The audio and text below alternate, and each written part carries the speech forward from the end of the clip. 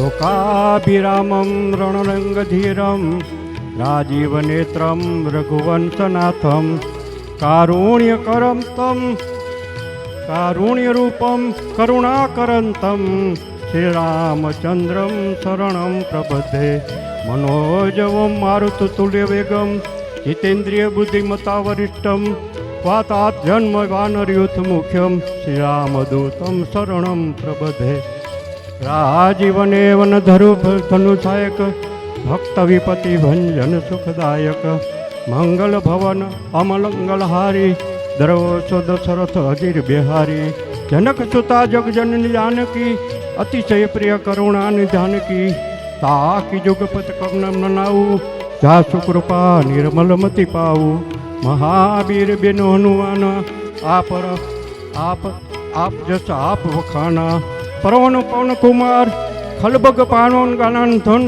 जासुर दयागार बसरी राम सरसापधर कुंद इंदु समदे उमारमन करुणानयन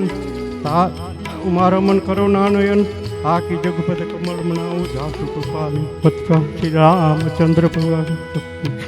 આજના આ પાવન પ્રસંગે ભાગવતજીને કોટી કોટી વંદન કરી પૂજ્ય શાસ્ત્રીજીની અનુમતિથી અને શાસ્ત્રીજીના વ્યસને એમની રજા લઈ અને બે શબ્દ બોલ્યો.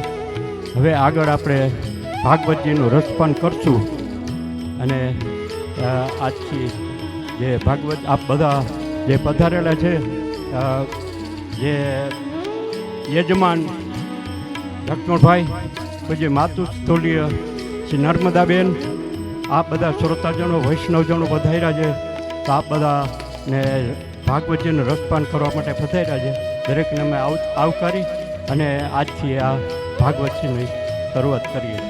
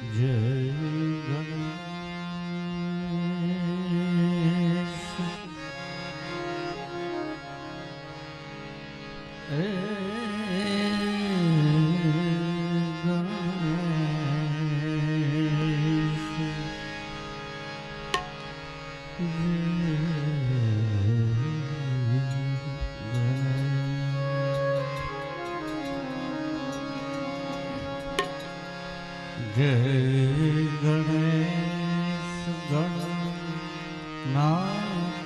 દયાળી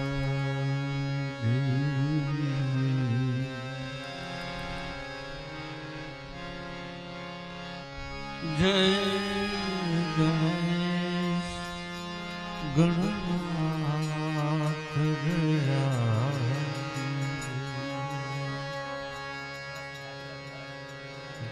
જય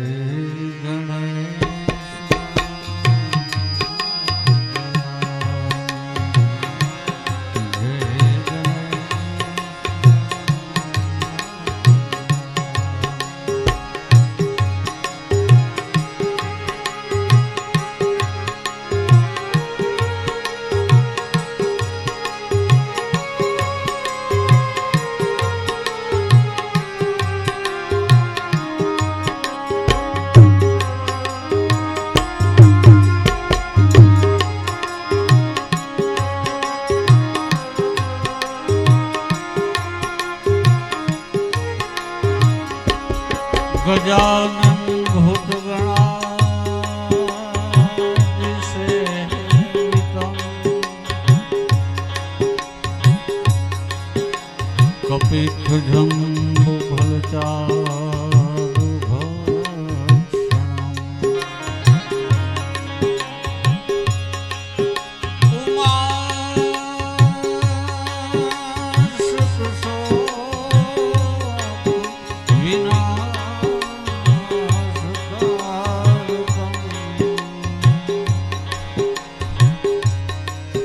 નમામિ વિઘ્નેશ્વર પાદપં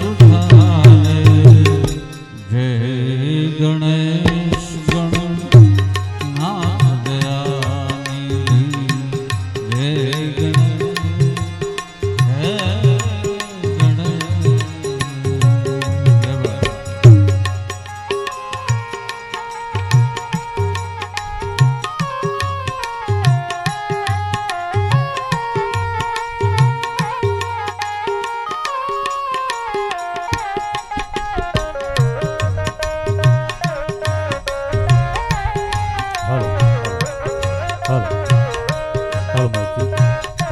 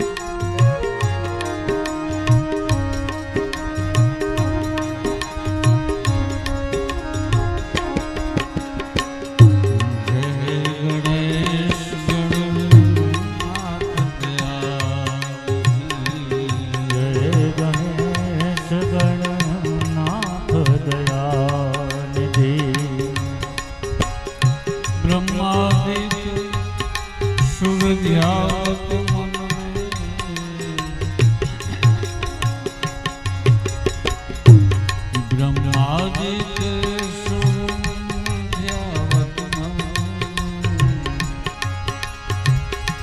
ઋષિ મુનિ ઉનકે ગુજાવે જય ગણનાથ દયાનિધિ જય ગણેશ ગણનાથ દયાનિધિ પાર્વતી જલ દિલન તલી નારી નવલે અંગનો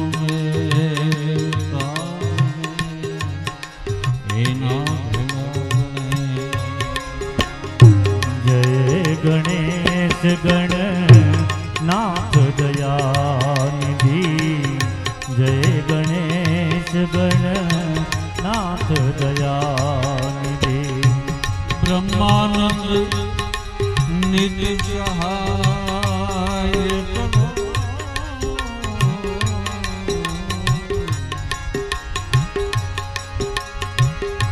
દાસ જનો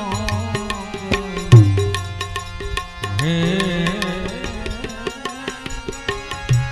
દાસ જનો કે તુમ રખવાલે રે ગણેશ નાથ દયાનિધિ જય ગણેશ ગણનાથ દયાનિધિ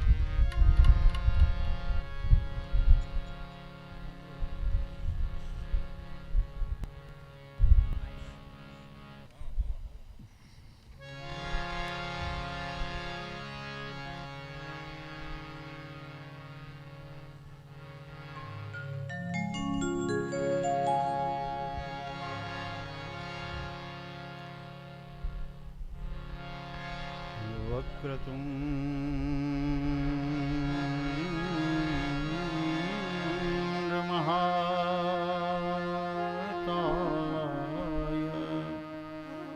મહાકાય સૂર્યકોટિ સમપ્રભા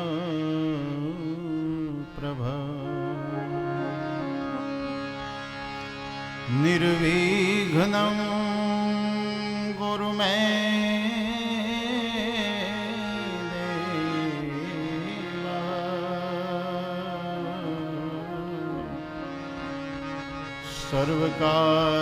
સર્વકાર્યેષુ સર્વદા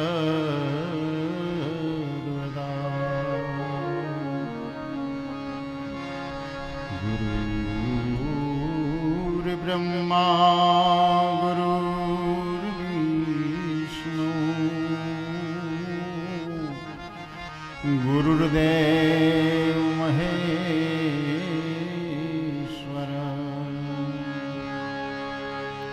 गुरुर्साक्षात्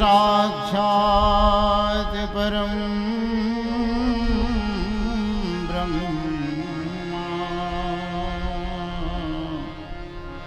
तस्मै श्री गुरुवे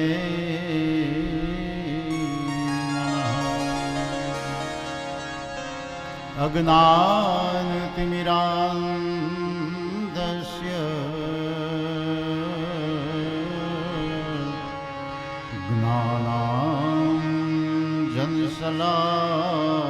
ज्ञानाञ्जनशलाकया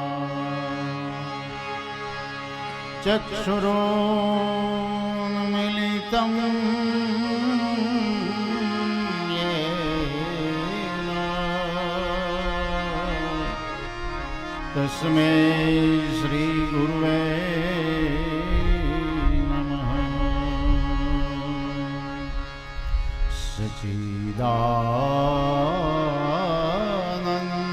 सच्चिदानन्दरूपाय विश्वोत्पत्त्यादिहेतवे तापत्रय विनाशाय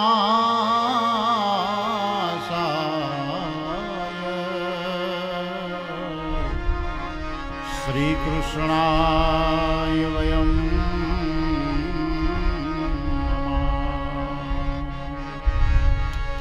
नारायणं नमस्कृत्यं नरं चैव नरोत्तमं देवीं सरस्वतीं च व्यासं ततो जयमुदीरयेत्।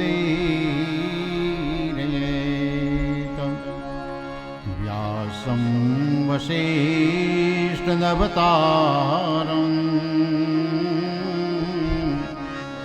शक्तिपौत्रात्मकल्मषम् पाराशर्यात्मजं वन्दे सुखतातं तपोनिधे। वामे यस्य स्थिता राधा श्रीश्च यस्यास्ति वक्षसि वृन्दावनं विहारं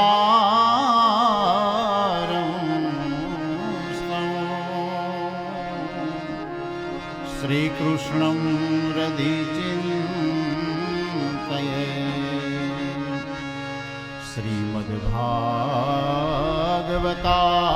श्रीमद्भागवताख्योऽयं प्रत्यक्षः श्रीकृष्णेव हि स्वीकृतोऽसि मया नाथं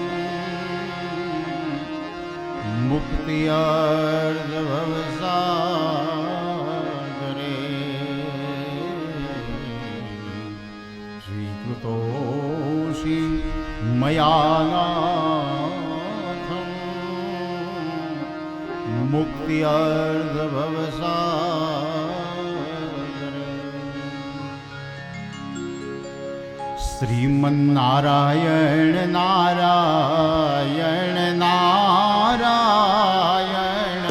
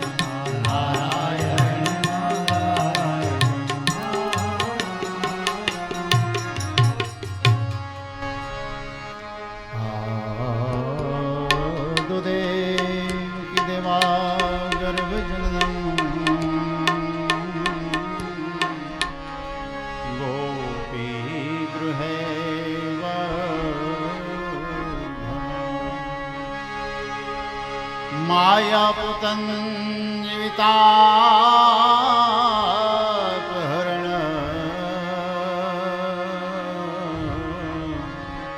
ગોવર્ધનો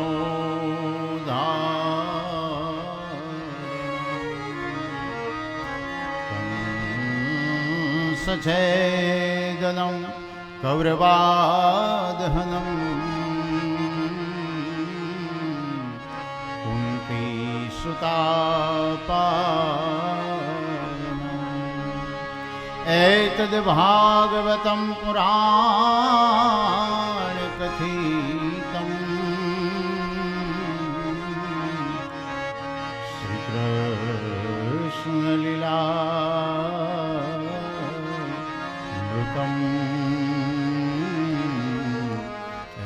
એતદ ભાગવતમ પુરાણ કથિતમ શ્રી કૃષ્ણ લીલા બોલીએ શ્રી કૃષ્ણ કનૈયાલાલ જય શ્રી દ્વારિકાધીશની જય શ્રી બાલકૃષ્ણ ભગવાનની જય શ્રી ગોવર્ધનનાથની જય શ્રી યમુને મહારાણી કી જય શ્રી રામચંદ્ર ભગવાનની જય શ્રી હનુમાનજી મહારાજની જય શ્રી મહાકાળી માતની જય શ્રી ચામુંડા માતની જય શ્રી સતી માતની જય સતગુરુ શ્રી સુખદેવજી મહારાજની જય શ્રીમદ ભાગવતજી ભગવાનની જય ઓમ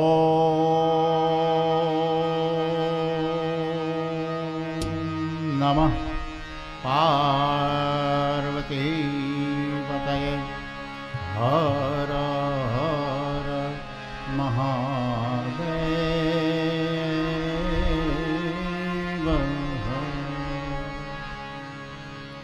પહાડી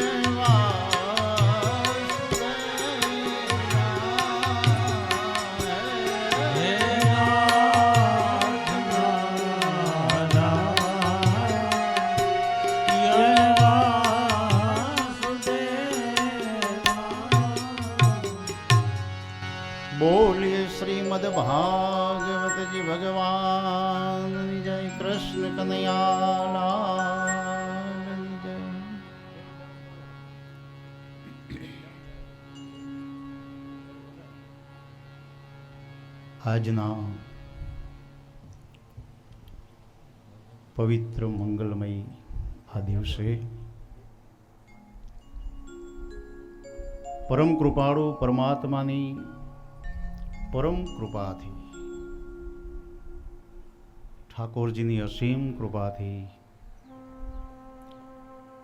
સંચાણિયા પરિવારના આંગણે શ્રીમદ ભાગવત સપ્તાહ જ્ઞાન યજ્ઞનું આવું ભવ્ય આયોજન થયું.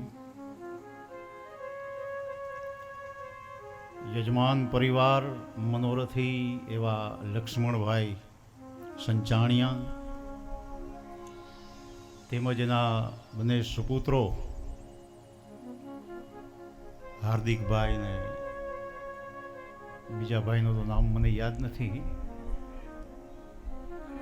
હરેશભાઈ, નરેશભાઈ, હા નરેશભાઈ તો મને તેડવા મૂકવાના આવતા તો એનું જ નામ ભૂલાઈ ગયું.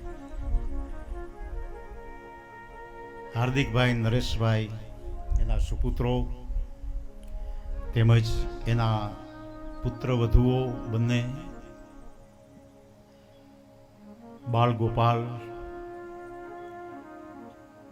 પૂજ્ય માતુશ્રી નર્મદાબેન અને પરિવાર, જેના એક શુભ સંકલ્પ થકી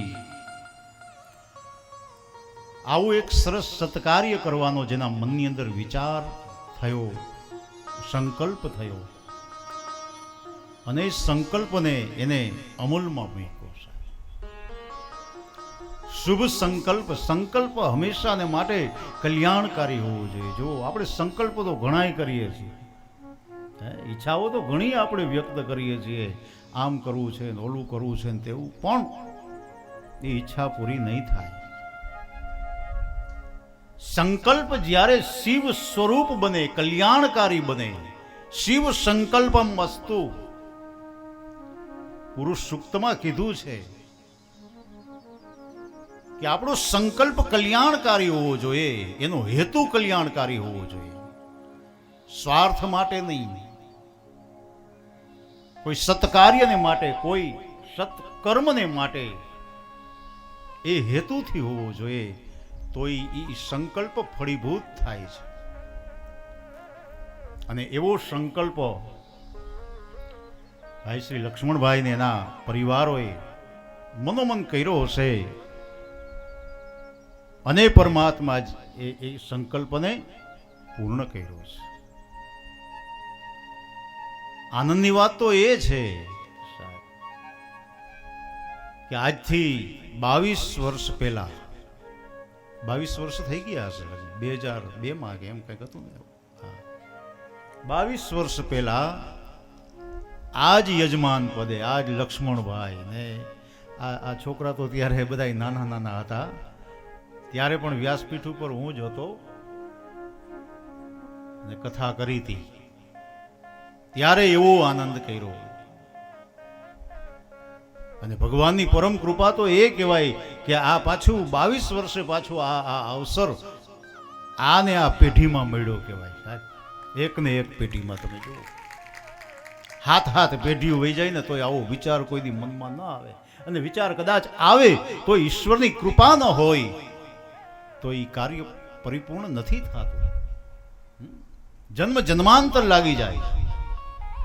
પણ આ ભાગ્યશાળી એ પરિવાર કે 22 વર્ષની અંદર આ પાછી બીજી કથા, ભાગવત કથાનું સરસ મજાનું આયોજન કર્યું, અને એમાં પણ મને પાછું આવવાનો અવસર મળ્યો. 22 વર્ષે પણ આ ભૂલ્યા નથી. એ મહત્વનું છે બહુ સાહેબ. પ્રેમ, લાગણી, સ્નેહ એ વધારે મહત્વનું છે. 22 વર્ષો વીતી ગયા અને પાછો યાદ કર્યો ખરો. આનંદ તો અમને એ વાતનો થાય કે ફરી વખત એ જ યજમાન પદે અને એ જ વ્યાસપીઠ પદે જ્યારે શ્રોતા અને વક્તાઓ પાછા જ્યારે ભેગા થાય ને, ત્યારે એ આનંદ આખો અનોખો હોય છે. કે તમારી જ્ઞાતિમાં તો તમારા સમાજમાં તો મેં ઘણી બધી કથાઓ કરી છે. આપણે નવી વાડીમાં કરી છે, પછી જૂની વાડીમાં 2-3 થઈ, નવી વાડીમાં 4-5 કથાઓ થઈ, ઘણી બધી કથા થઈ. એનો અમને આનંદ હોય. તો આજે આ પવિત્ર મંગલમય આ દિવસ, આ નવું વર્ષ પ્રારંભ થયો સાહેબ. 2082 આ સાલ, વિક્રમ સંવંત,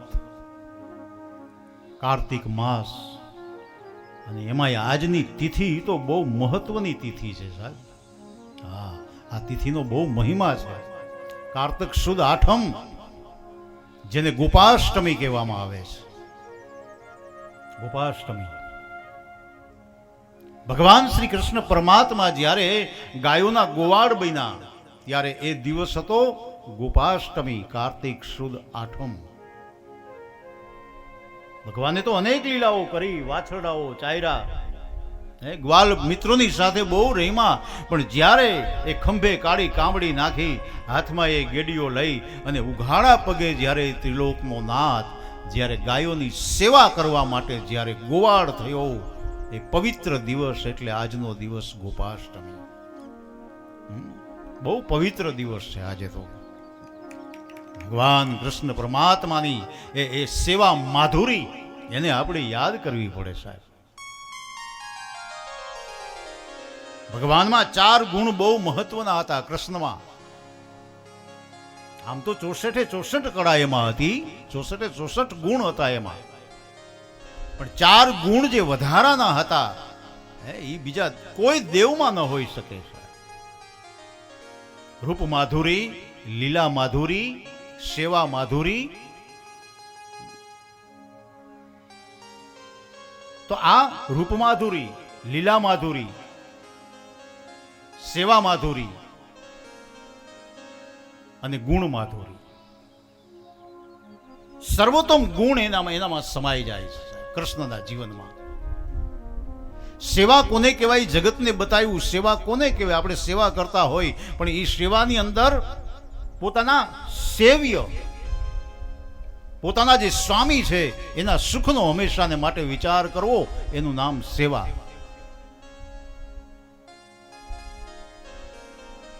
લીલા માધુરી, કૃષ્ણ જેવી લીલા જગતમાં કોઈ ન કરી શકે. કૃષ્ણ જેવી સેવા જગતમાં કોઈ ન કરી શકે.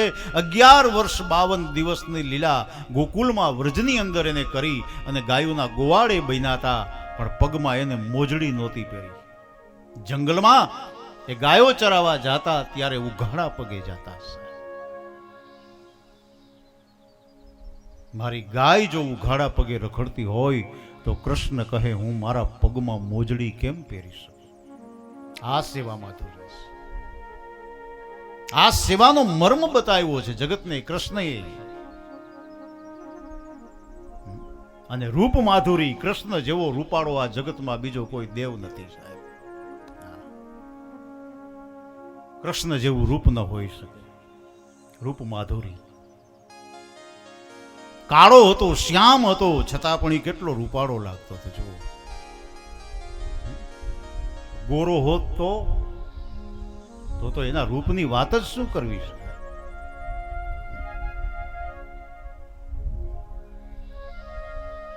તો આ જે કૃષ્ણના જે સદગુણ છે, રૂપ માધુરી, લીલા માધુરી, સેવા માધુરી, આ બધા જે એના સદગુણો છે એ અદ્ભુત છે. અને એટલા માટે આજના આ પવિત્ર દિવસે, કાર્તક સુદ આઠમ, નવા વર્ષના પ્રારંભમાં જ સુંદર મજાનું આયોજન આ કથાનું થયું સંચાણિયા પરિવારના આંગણે.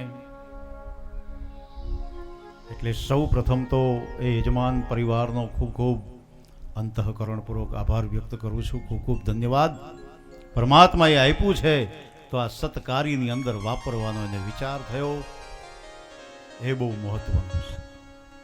એટલે અંતઃકરણથી ખૂબ ખૂબ મારો રાજીપો વ્યક્ત કરું છું. સાથે સાથે આપ સૌ શ્રોતાઓ, માતાઓ, બહેનો, વડીલો, જ્ઞાતિજનો, સમાજના જે આગેવાન મિત્રો હોય, કરતા હરતા જે વડીલો હોય, એ તમામ અને આપના હૃદયની અંદર બિરાજતા પરમ કૃપાળુ પરમાત્માને હું પ્રેમથી વંદન કરું છું. ખૂબ ખૂબ ધન્યવાદ. આપ સૌ શ્રોતાઓનો અંતઃકરણપૂર્વક આભાર.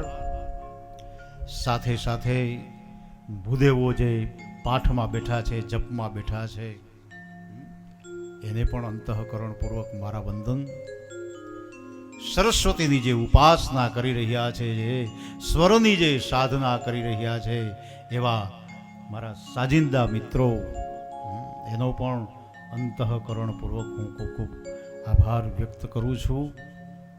અને પરમ કૃપાળુ પરમાત્માના ચરણોમાં નમન કરી, વંદન કરી અને આવો આજની આ કથાના ક્રમને આપણે આગળ વધારીએ. આજે પ્રથમ દિવસ ભાગવતજીનો, એટલે મહાત્મય કથા. આજે થોડુંક મોડું થયું છે, કારણ કે પહેલો દિવસ હતો અને આ વરસાદ જેવું વાતાવરણ છે, એટલે સવારમાંથી જ મોડું થતું આવ્યું છે. આપણી પોથી યાત્રાનો ટાઈમ હતો 10:30નો, એના બદલે લગભગ 11:30 જેવું થઈ ગયું. પોથી અહીંયા આવી ત્યાં તો લગભગ 1:30 જેવું થયું, એટલે એમને મોડું થતું આવ્યું. એટલે અત્યારે કથા પ્રારંભમાં પણ થોડોક લેટ થયા, પણ પહેલો દિવસ છે અને મહાત્મયનો દિવસ છે, એટલે કાંઈ વાંધો નહીં. વાતાવરણ બહુ સારું છે, ખુશનુમા વાતાવરણ છે, સરસ મજાનું. આમ નામ રીએ તો સારું, આવું ના આવું રીએ તો કાંઈ વાંધો નહીં, મજા આવે. આમાં તો સરસ મજા આવે. જાણે હરિદ્વાર ગંગાના કિનારે કથા કરતા હોય એવું લાગે, એવું વાતાવરણ છે સરસ. એટલે લગભગ નહીં વાંધો આવે, આમ નામ જ રહેશે. આમાં કાંઈ વધઘટ નહીં થાય. ઠાકોરજી એટલું તો સામું જોવે ને આપણા, આપણે આટલા ભાવથી કર્યું છે તો વાંધો નહીં આવે. ઠાકોરજીની જેવી દયા.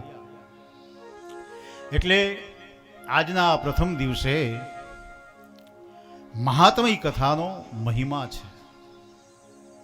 કોઈ પણ ગ્રંથની શરૂઆતમાં મહાત્મયનો બહુ મહિમા હોય છે, કે આ ગ્રંથની અંદર શેનો મહાત્મય છે, શું મહિમા છે આ ગ્રંથ. શ્રીમદ ભાગવત કથા આજથી 5,500 વર્ષ પહેલા લખાયેલું આ શાસ્ત્ર છે. વિચાર કરો, આટલા વર્ષો વીતી ગયા, આજે પણ એની જે સ્વરૂપ છે, એનું જે તત્વ છે, એનું એ જ છે. આજે પણ લોકોના હૃદયની અંદર એટલો ને એટલો ભાવ, એટલી ને એટલી શ્રદ્ધા. નહીતર કથાઓ તો આપણે ઘણી બધી સાંભળી હોય, કેટલી વખત આપણે કથાઓ સાંભળી હોય. ભાગવત કથા ગમે ત્યાં થતી હોય ત્યાં આપણે સાંભળતા હોય. પ્રસંગો એના એ જ આવે, કથા એની એ જ હોય, પણ દરેક કથાની અંદર એમાંથી કાંઈક નવું આપણને પ્રાપ્ત થાય. ઈ આ કથા છે. કથા ભલે એક જ હોય, તમે જેટલી વાર સાંભળશો એટલી વાર તમને એમાંથી કાંઈક નવું નવીનતા તમને પ્રાપ્ત થશે. એટલા માટે આ ગ્રંથનો મહિમા છે. નહીતર આટલા વર્ષો વીતી ગયા, આટલું જૂનું થઈ ગયું, તો છતાં પણ એની પાછળ આપણે આ સમય, આ સંપત્તિ શું કામે આપણે ખર્ચીએ છીએ. આજે કોઈની પાસે સમય નથી, 5 મિનિટ બેસવા જેટલો કોઈની પાસે સમય નથી. એટલું વ્યસ્ત માણસનું જીવન બની ગયું છે. છતાં પણ 7 દિવસ આપણે એક આસને બેસી અને આ કથા શ્રવણ કરીએ છીએ, તો એમાં નક્કી કાંઈક સદભાવ રહેલો, સદગુણ હશે આમાં કાંઈક. કારણ કે આ ભગવાનના શ્રી મુખેથી બોલાયેલું આ શાસ્ત્ર છે. આ સામાન્ય કથા નથી, આ સામાન્ય વાર્તા નથી. ભાગવતનો એક એક પ્રસંગ તમે જોજો, છે સામાન્ય લાગે પણ રૂપકના અર્થમાં છે. એક દ્રઢ તત્વમય સિદ્ધાંતને સમજાવવા માટે વ્યાસે અનેક પ્રકારના રૂપકો આપ્યા છે. પણ એની પાછળ તત્વ કાંઈક જુદું છે, એનું તત્વ જ્ઞાન કાંઈક અલગ છે. ભાગવતની ફિલોસોફી કાંઈક જુદી છે. એકે એક પ્રસંગની અંદર. એટલા માટે આ કથા આપણને સાંભળવી ગમે છે. અને શ્રીમદ ભાગવતમાં તો 5 વર્ષના બાળકથી માંડી અને કદાચ 80-85 વર્ષનો વૃદ્ધ બેહીને જો સાંભળતો હોય ને તો એને એમાં કંટાળો નહીં આવે છે. કારણ કે જેવું બાળકને જોઈ છે એવું આમાંથી મળશે, જેવું યુવાનને જોઈ છે એવું આમાંથી મળશે, અને જેવું વૃદ્ધને જોઈ છે એવું આમાંથી મળશે. આમાં બધું છે.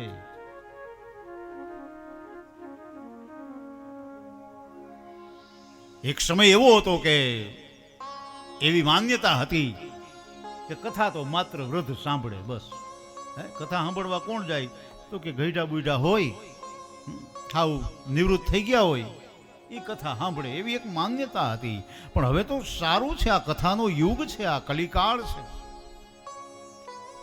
આપણે આને કળિયુગ કહીએ છીએ, પણ છતાંય જો આજે કથામાં વૃદ્ધોની હાજરી નથી, એનાથી અનેક ગણી યુવાનોની હાજરી છે.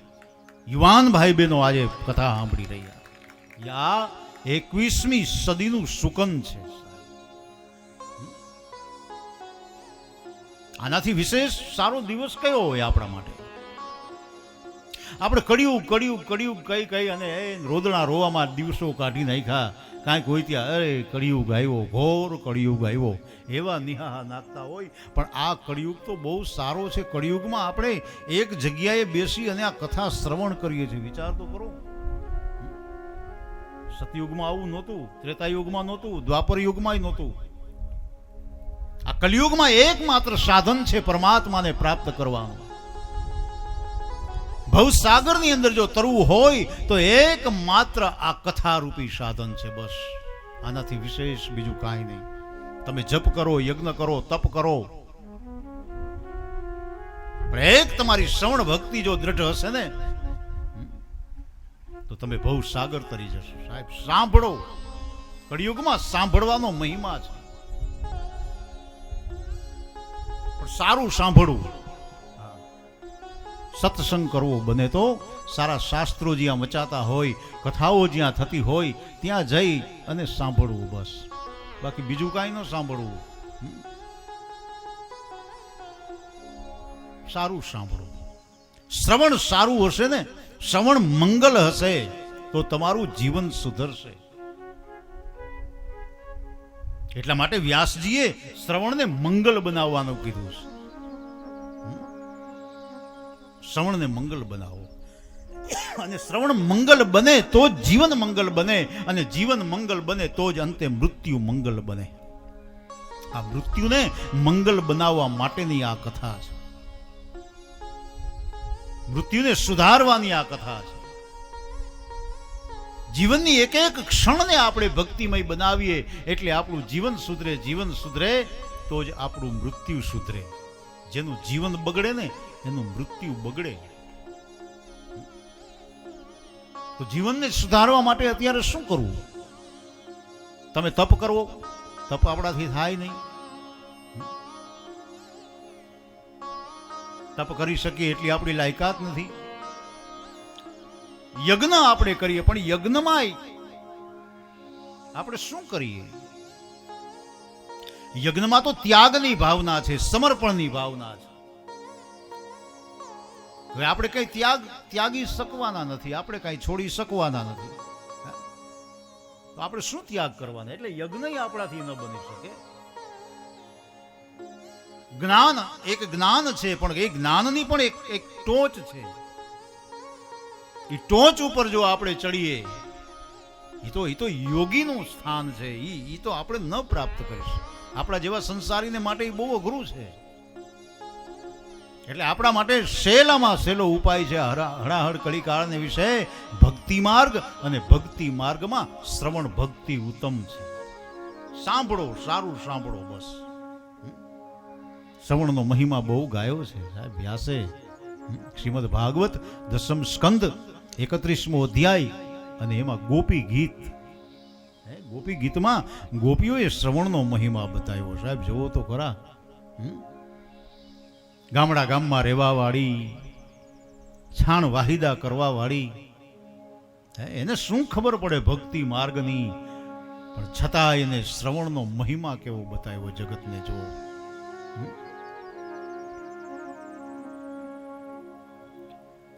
તવ કથામૃત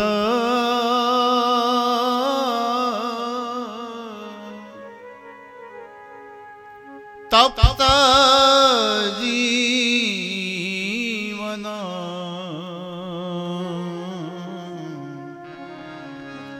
કવિ ભીરી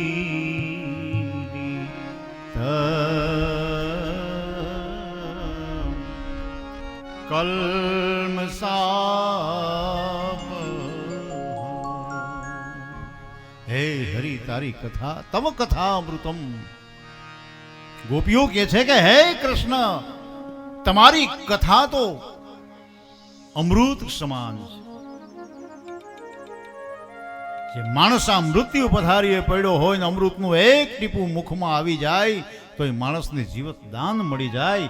એમ હે હરિ તારી કથાનો એક પ્રસંગ, અરે એક પ્રસંગ નહીં તો એક શ્લોક, એક શ્લોક નહીં તો અડધો નહીં તો પા, અરે પાય જવા દ્યો, એક ખાલી વાક્ય, શ્લોકનું એક વાક્ય જો શ્રવણ થઈ જાય તો જીવન સુધરી જાય. એવી આ કથા છે. અમૃતની સાથે તુલના કરી છે. તવ કથામૃત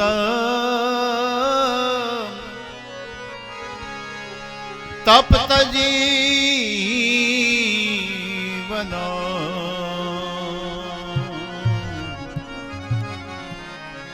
વિભીરિત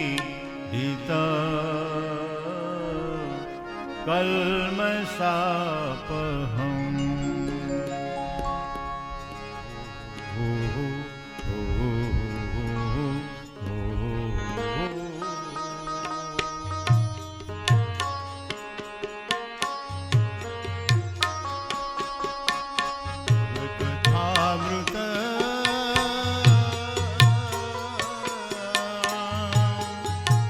તપ્ત જીવન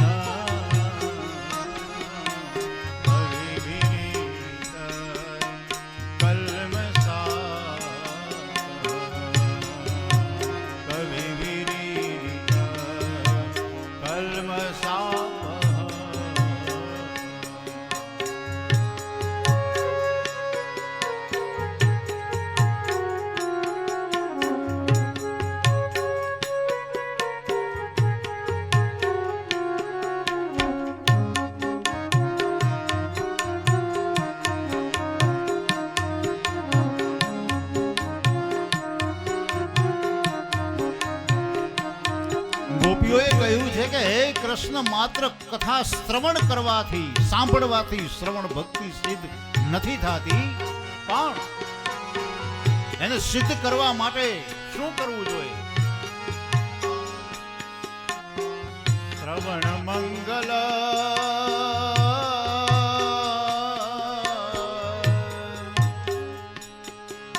શ્રીમદાતત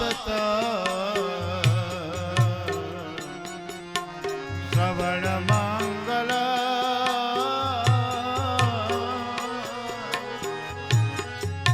શ્રીમદાતત ભૂરી ભૃણામિતે ભૂરિદા ભૂરી ભૃણામિતે ભૂરિદા તવ કથામૃત તપ્ત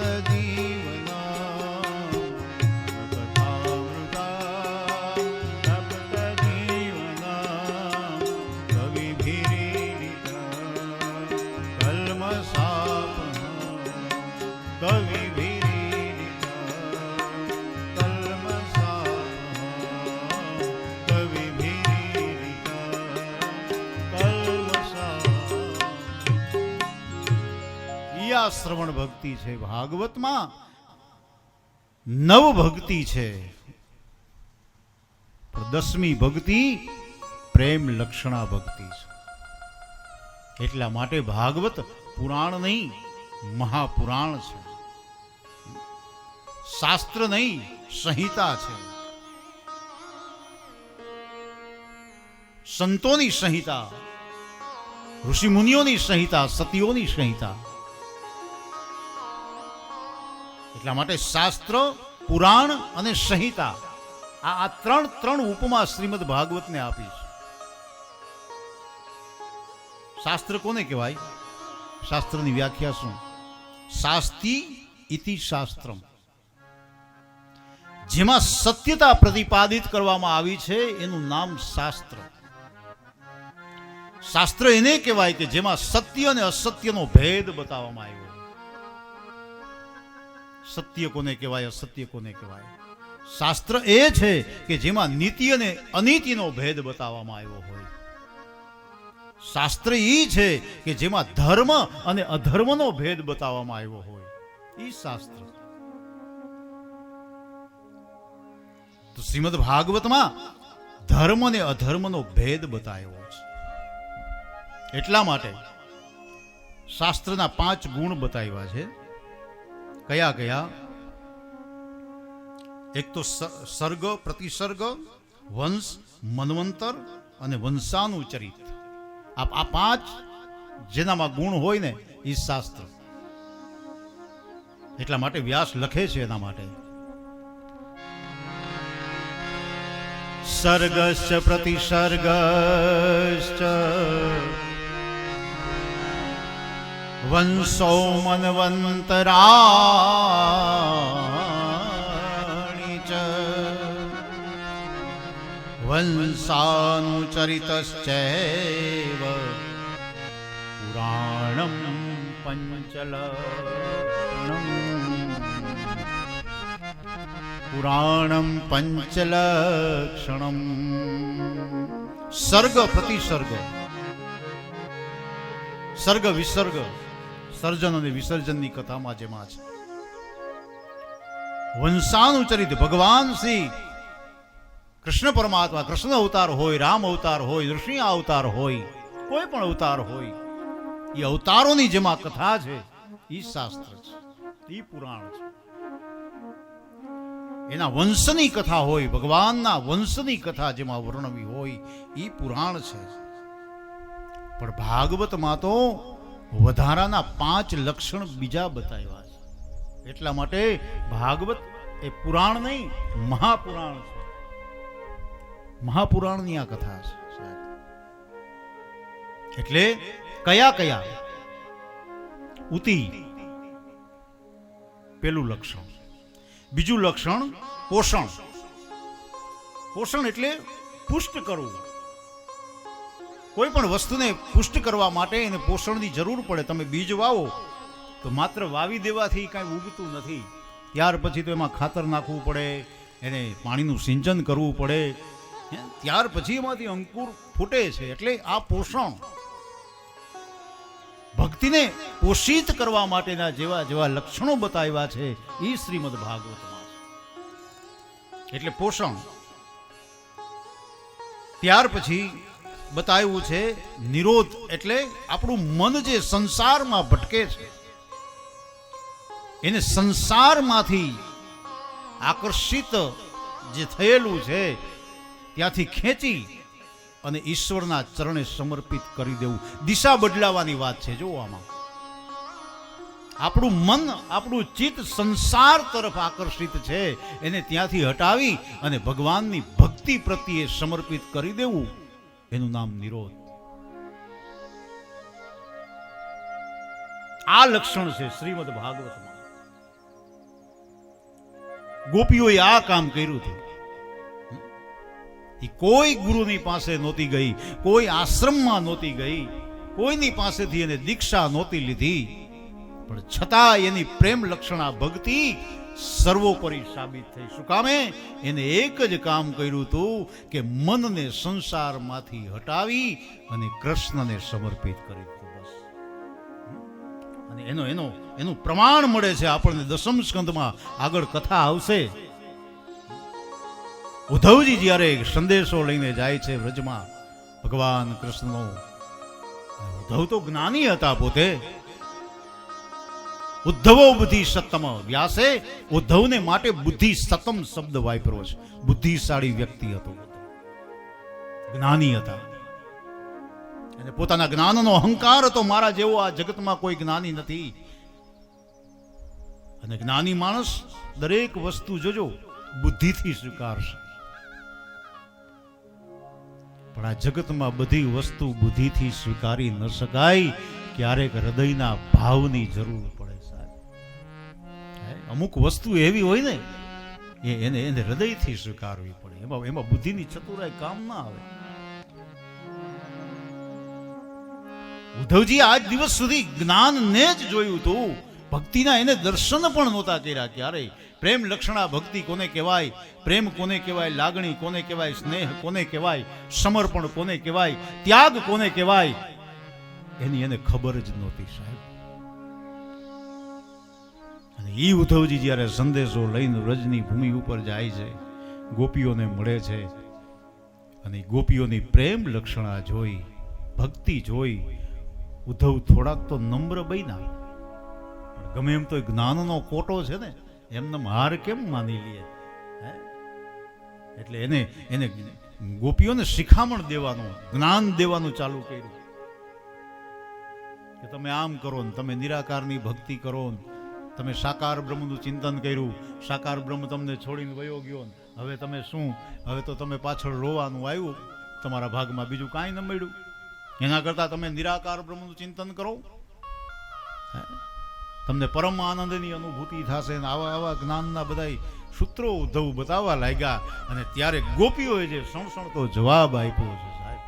હા, ગામડામાં રહેવાવાળી, એને કાંઈ ખબર નહોતી શું ભક્તિ કહેવાય, શું જ્ઞાન કહેવાય. પણ એને એક જ ખબર હતી, ઉદ્ધવ, ચિંતન કરવા માટે તો મનની જરૂર પડે ને. હા, ચિંતન માટે મનની જરૂર પડે. આપણે કોઈ પણ ચિંતન કરવું હોય, ધ્યાન કરવું હોય, તો આપણા મનને પેલા આપણે એકાગ્ર કરવું પડે. તો જ ધ્યાનમાં મજા આવે, તો જ ધ્યાનની અનુભૂતિ થાય. ઉદ્ધવ કહે હા, મનની જરૂર પડે. ત્યારે ગોપીઓએ જે કહ્યું છે કે ઉદ્ધવ તો કાન ખોલીને સાંભળી લે કે તમારા મથુરા વાસીઓની પાસે કદાચ 5, 10, 15, 20, 25 મન હશે કે જેથી કરીને તમે એક આમાં લગાડો, એક આમાં લગાડો, ને એક ધ્યાનમાં લગાડો, ને એક આમાં લગાડો.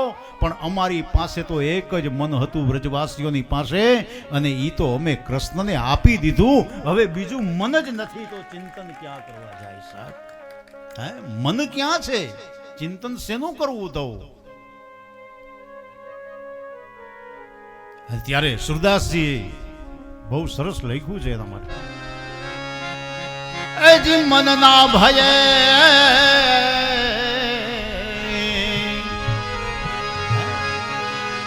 જ્ઞાનને સણસણતો જવાબ ભક્તિનો સાંભળી લ્યો. ભક્તિના ચરણમાં જ્ઞાનને ઝૂકવું પડ્યું. આ ભક્તિનો મહિમા છે.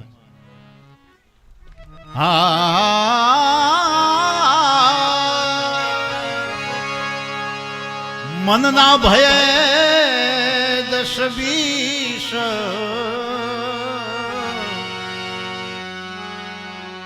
એવો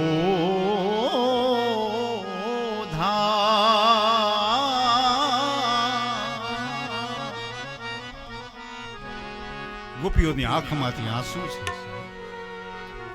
ઉદ્ધવ, અમારી મસ્કરી કરવા આવ્યો હોય તો ભાઈ રહેવા દેજે, અમે તને પગે લાગીએ. દાજેલાને વધારે દજાડીશ માં, મરેલાને વધારે મારીશ માં. ઉદ્ધવ, એક તો અમારા ખોરિયામાંથી બધું ચાલ્યું ગયું. મન હતું કૃષ્ણને આપી દીધું. આ ત્યાગ, આ સમર્પણ જો સંસારમાંથી હટાવી અને કૃષ્ણને સોંપી દેવું, એ કઈ જેવી તેવી વાત નથી. આપણે વાતો તો બહુ મોટી મોટી કરતા હોય કે મેં તો આ છોડી દીધું, મેં ઓલું છોડી દીધું. અરે છોડવું બહુ અઘરું છે. શરીરથી છૂટે, મનથી નથી છૂટતું સાહેબ. આ ગોપીઓ છોડી શકે અને ઈ કહી શકે એ જીજો ને મન ના ભયે ઓ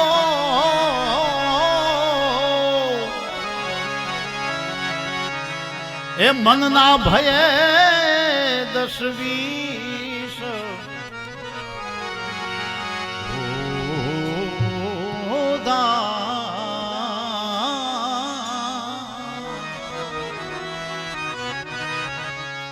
મન ના ભયે 10